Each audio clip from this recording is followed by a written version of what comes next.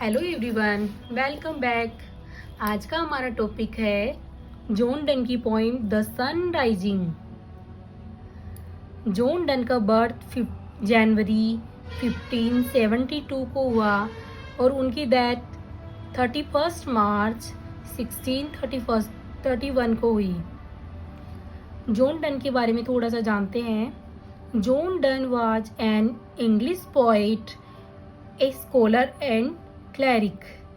John Donne जो कि English poet थे, इंग्लैंड के पोइट थे, वो स्कॉलर और क्लैरिक थे। He is considered the most prominent member of the metaphysical poets. जो मेटाफिजिकल पोइट्स थे उनमें वो प्रमुख माने जाते हैं। His works are noted for their metaphorical and sensual style. जो उनकी जो वर्क्स है उनके अंदर मेटाफोरिकल और वो कामुक स्टाइल में वो लिखे गए हैं। Metaphysical conceits and extended metaphors. उनकी जो वर्क्स है उनके अंदर मेटाफिजिकल कंसीट्स है और एक्सटेंडेड मेटाफर्स, जो फार फेस्ट जो कंपैरिजन होता है वो उसके अंदर उनके वर्क्स के अंदर है। उनके जो नोटेबल वर्क्स है उनको देखते हैं। Holy sonnets, that be not proud, the canonization, a valediction forbidding mourning, better my heart, anniversaries, songs and sonnets, paradoxes and problems. जो द सन राइजिंग पोइम है वो इनके कलेक्शन सॉन्ग एंड सोनेट्स से ली गई है। आगे देखते हैं।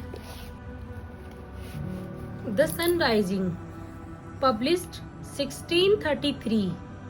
सन राइजिंग पोइम 1633 में पब्लिश हुई in volumes songs and sonnets. John Donne के सॉन्ग्स एंड सोनेट्स के कलेक्शन में वो पब्लिश हुई। Tone of the poem, like the speaker himself, the tone of the sun rising is joyfully arrogant.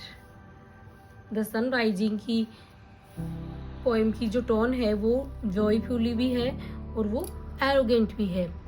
Arrogant इसलिए है कि जो स्पीकर है वो अपनी बिलोड के साथ में लव मेकिंग में जब वो व्यस्त रहता है, सन आके उनको डिस्टर्ब करता है, इसलिए जो पोइट है, स्पीकर है, वो उसमें एरोगेंट हो जाता है। The speaker adopts this tone throughout the poem. जो स्पीकर है वो पूरी पोइम के दौरान इसी टोन को अपनाए रखता है। इनसे पूरी पोइम के अंदर यही टोन देखने को मिलती है। Initially with the stream of playful invective, the directs at the sun. और जो पोइम है, पोइट है, वो सन को एड्रेस करके कहता है, सन को एड्रेस करते हुए उसको स्कोल्ड करता है, उसको गालियाँ भी निकाल देता है क्योंकि वो उनको डिस्टर्ब कर रहा होता है। And later as he reimagines his bedroom as a microcosm of the whole world. और बाद में जो पोइट है वो अपने बेडरूम को वापस से पूरा होल जो वर्ल्ड है उसके रूप में उसको वापस से री इमेजिन कर देता है। वापस से उसको री इमेजिन कर देता है कि जो मेरा बेडरूम है वो सारा संसार ऐसा ही है। Theme of the poem, the most central theme in the sun rising relates to the all powerful nature of love. Sun rising poem का जो सेंट्रल उसकी जो थीम है वो है लव की जो पावरफुल प्रकृति। इट मीन्स पोइट का कहने का मतलब है कि जब लव है उससे पावरफुल चीज इस दुनिया में कोई भी नहीं है।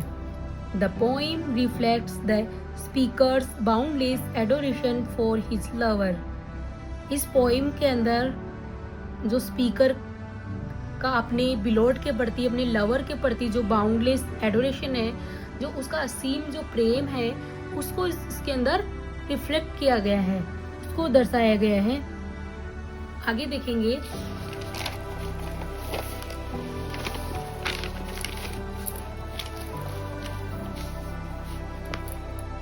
स्टेंजा फर्स्ट, ये जो पोइट है, पोइम है, इस पोइम के बारे में थोड़ा सा जान लेते हैं। ये पोइम है जो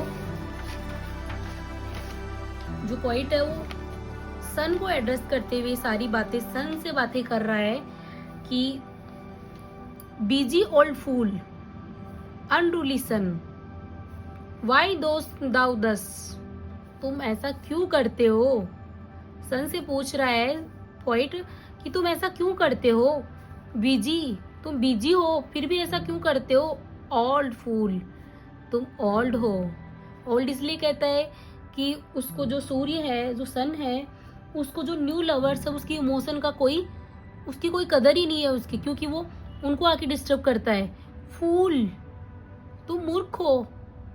मूर्ख इसलिए कहता है कि तुमको पता ही नहीं है कि सन, तुझे पता ही नहीं है कि कहाँ चमकना चाहिए, कब चमकना चाहिए, इस बात का तुझे पता नहीं है। अनरूली सन, और रूल रेगुलेशन के बारे में तुम कुछ भी नहीं जानते हो। वाई दोस्त दाऊदस, ऐसा तुम क्यों करते हो। कैसा कि वो उसको अपनी बातचीत की भाषा में उसको बोल रहा है कि तुम ऐसा क्यों करते हो।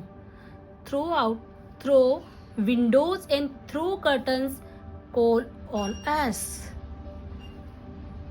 थ्रू विंडोज, तुम विंडोज के थ्रू और कर्टन्स के थ्रू अंदर आ जाते हो और हमको लव मेकिंग में हमें डिस्टर्ब करते हो। ऐसा तुम क्यों करते हो। Must to thy motions lovers seasons run. Lover seasons यहाँ पे मेटाफर का यूज किया गया है। दाई मोशंस, तुम्हारी गति के अकॉर्डिंग।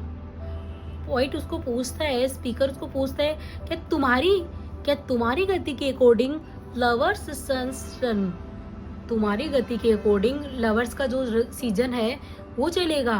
क्या तुम्हारे अकॉर्डिंग लवर्स को लव करना चाहिए।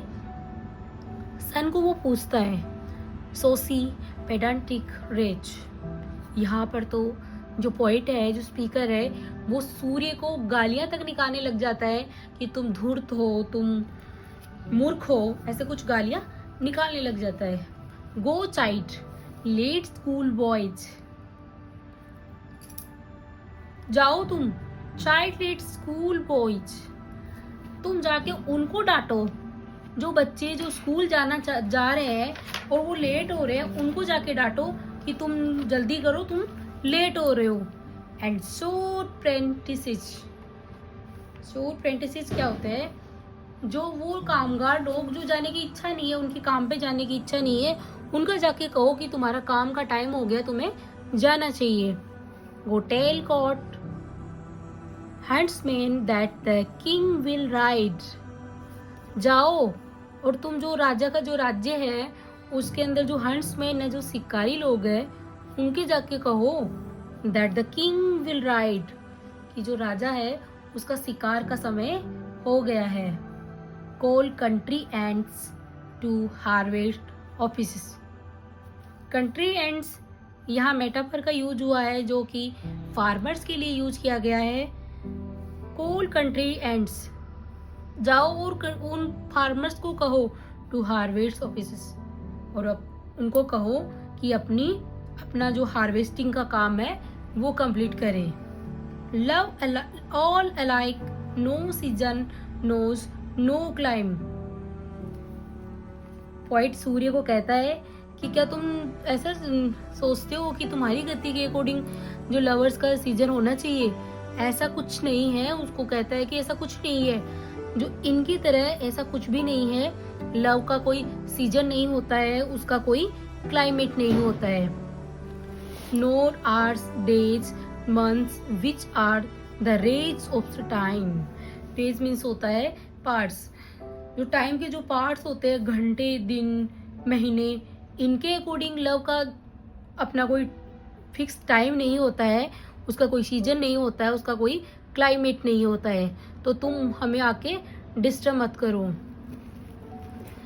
नेक्स्ट स्टंजा अगली क्लास में देखेंगे।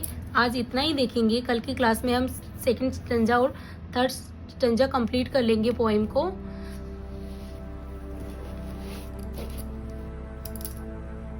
Thank you, bye, have a nice day. Like, share and subscribe my channel.